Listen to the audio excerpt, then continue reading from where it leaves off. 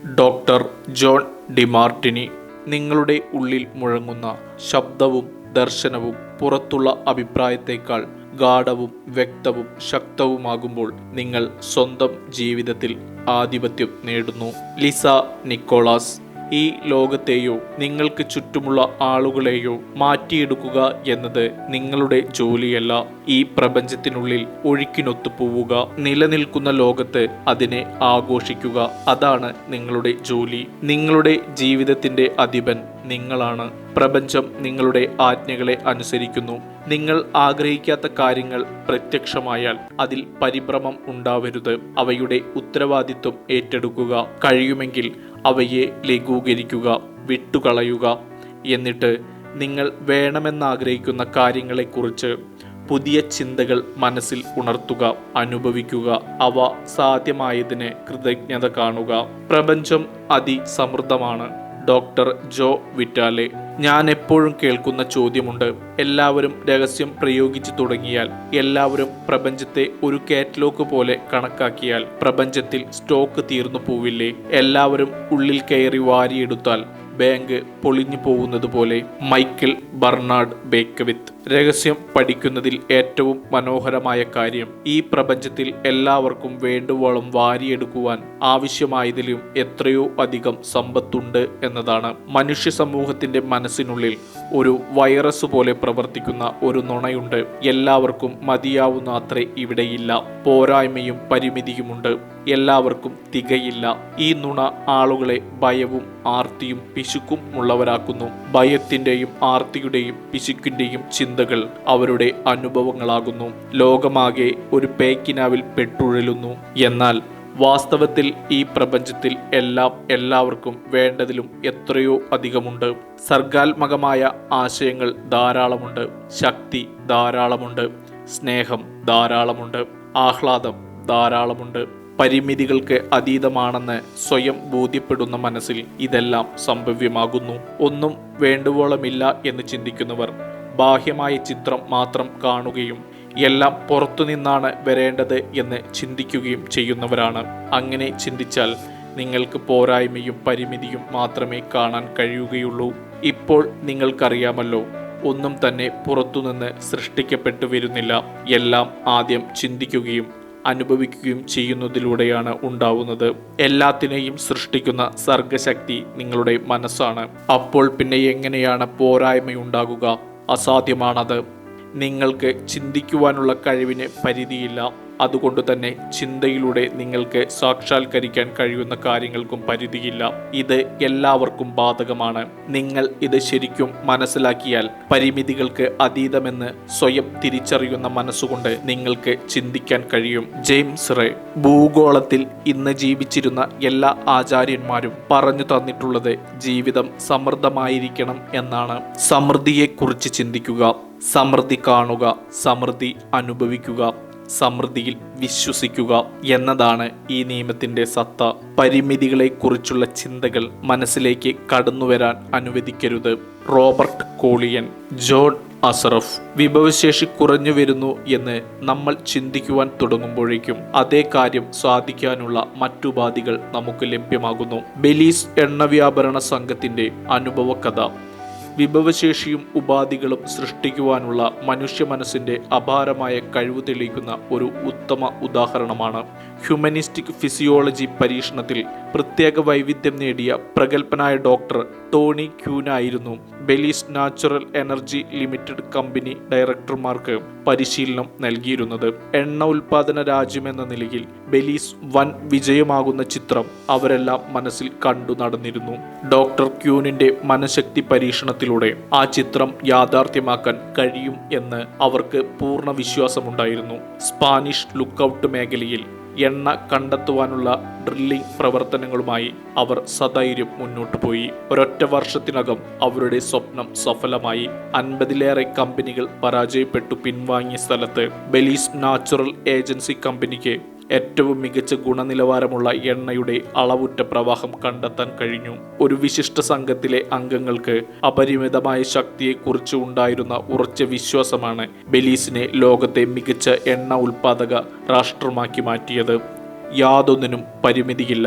വിഭവശേഷിയോ ഉപാധികളോ മറ്റെന്തോ ആകട്ടെ, മനുഷ്യന്റെ മനസ്സിലാണ് പരിമിതി ഉണ്ടാവുന്നത്. പരിമിതിയില്ലാത്ത സൃഷ്ടിയോന്മുഖ ശക്തിയിലേക്ക് മനസ്സ് തുറന്നാൽ സമൃദ്ധി കണ്ടെത്താനും ഒരു നൂനത ലോകം അനുഭവിക്കാനും കഴിയും. Doctor John Demartini. നമുക്ക് പോരായ്മയുണ്ടെന്ന് നമ്മൾ പറയുന്നുണ്ടെങ്കിൽ അത് തുറന്ന വീക്ഷണത്തോടെ നമുക്ക് ചുറ്റുമുള്ളതെല്ലാം കാണാൻ നാം തയ്യാറാകാത്തതുകൊണ്ടാണ്. Doctor John വിറ്റാലെ. നമുക്കറിയാം, ആളുകൾ ഹൃദയത്തിന്റെ വഴിയിലൂടെ ജീവിക്കാൻ തുടങ്ങിയാൽ എല്ലാവരും തേടിപ്പോകുന്നത് ഒരേ കാര്യങ്ങളിലല്ല, വ്യത്യസ്തങ്ങളായ കാര്യങ്ങളിലായിരിക്കും. അതാണ് ഇതിന്റെ സവിശേഷത. നമ്മളെല്ലാവരും ആഗ്രഹിക്കുന്നത് ബെൻസ് കാർ ആയിരിക്കില്ല. നമ്മളെല്ലാം ആഗ്രഹിക്കുന്നത് ഒരേ വ്യക്തിയെ ആയിരിക്കില്ല. നമ്മളെല്ലാം ആഗ്രഹിക്കുന്നത് ഒരേ അനുഭവങ്ങളായിരിക്കില്ല. നമ്മളെല്ലാം ആഗ്രഹിക്കുന്നത് ഒരേ തരം വസ്ത്രങ്ങളായിരിക്കില്ല. നമ്മളെല്ലാം ആഗ്രഹിക്കുന്നത് നിങ്ങൾ പൂരിപ്പിക്കുക ആയിരിക്കില്ല. ശ്രേഷ്ഠമായ ഒരു ഗ്രഹത്തിൽ സ്വന്തം ജീവിതത്തെ സൃഷ്ടിക്കുവാനുള്ള അതിശക്തമായ സിദ്ധിയോടെ നിങ്ങൾ വാഴുന്നു. ചിന്തിക്കുവാനുള്ള നിങ്ങളുടെ കഴിവിന് അതിരുകളില്ല. അതിനാൽ നിങ്ങൾക്ക് വേണ്ടതെന്തും സൃഷ്ടിക്കുവാനുള്ള കഴിവിനും അതിരുകളില്ല. പക്ഷേ മറ്റുള്ളവരുടെ ജീവിതം അവർക്ക് വേണ്ടി സൃഷ്ടിച്ചു കൊടുക്കാൻ നിങ്ങൾക്കാവില്ല. അവർക്ക് വേണ്ടി ചിന്തിക്കാനാവില്ല. നിങ്ങളുടെ അഭിപ്രായങ്ങൾ മറ്റുള്ളവരിലേക്ക് അടിച്ചേൽപ്പിക്കാൻ ശ്രമിച്ചാൽ സമാന ശക്തികളെ നിങ്ങളിലേക്ക് ആകർഷിക്കുക മാത്രമായിരിക്കും ഫലം. അതിനാൽ മറ്റുള്ളവരെ അവർക്ക് വേണ്ട ജീവിതം സൃഷ്ടിക്കാൻ വിടുക. Michael Bernard Beckwith. എല്ലാവർക്കും ആവശ്യമുള്ളത് ഇവിടെയുണ്ട്. നിങ്ങളത് വിശ്വസിച്ചാൽ, നിങ്ങൾക്കത് കാണാൻ കഴിഞ്ഞാൽ, അതിനൊത്ത് പ്രവർത്തിച്ചാൽ നിങ്ങൾക്കത് പ്രത്യക്ഷമാകും. അതാണ് സത്യം.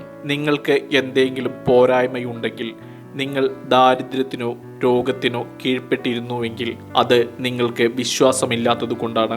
അല്ലെങ്കിൽ നിങ്ങൾ സ്വന്തം ശക്തി തിരിച്ചറിയാത്തത് കൊണ്ടാണ്.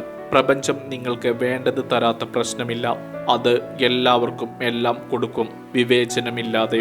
റോബർട്ട് കോളിയൻ. ഈ പ്രപഞ്ചത്തിൽ ആകർഷണ നിയമം വഴി എല്ലാവർക്കും എല്ലാം ലഭ്യമാണ്. നിങ്ങൾ അനുഭവിക്കണം എന്നാഗ്രഹിക്കുന്നത് തിരഞ്ഞെടുക്കുവാൻ നിങ്ങൾക്ക് സ്വാതന്ത്ര്യമുണ്ട്. നിങ്ങൾക്കും മറ്റെല്ലാവർക്കും ആവശ്യമുള്ളതെല്ലാം വേണമെന്നാഗ്രഹിക്കുന്നുവോ എങ്കിലെല്ലാം സമൃദ്ധമായുണ്ട്. എല്ലാം പരിധിയില്ലാതെ ലഭ്യമാണ് എന്ന അറിവോടെ അത് തിരഞ്ഞെടുക്കുക. നമ്മുടെ ചിന്തകളും വികാരങ്ങളും കൊണ്ട് ആ ശേഖരത്തിൽ നിന്ന് ആവശ്യം പോലെ എടുത്ത് നമ്മുടെ ജീവിതത്തിൽ അനുഭവിക്കാനുള്ള കഴിവ് നമുക്കെല്ലാം ഉണ്ട്. നിങ്ങൾ വേണ്ടത് തിരഞ്ഞെടുക്കൂ. നിങ്ങൾക്ക് മാത്രമേ അത് സാധിക്കുകയുള്ളൂ.